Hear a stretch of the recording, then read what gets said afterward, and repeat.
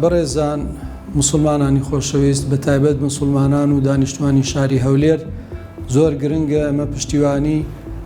جەنابی دکتۆر دلێر بکەین بۆ سەرخستن و بەرەو پێشبردننی ئەو پرۆژەیە کە پرۆژەی خەستەخانەی میهرەبانیە بە پارەکانمان بە سەرۆتەکانمان لە هەردوو بوارەکە چ بواری خێری چ بواری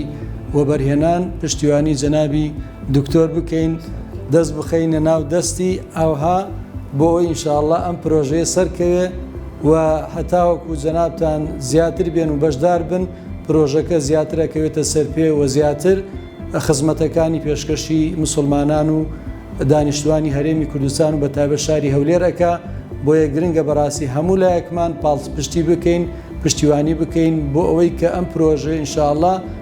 جێ خۆی بکاتەوە بە تەواوەتی و خزمەتەکانی خۆی پێشکەشکە. من لێرەوە بەناوی خۆمەوە سوپاسێکی گەرمی جەنابی دکتۆر دلێرەکەم کە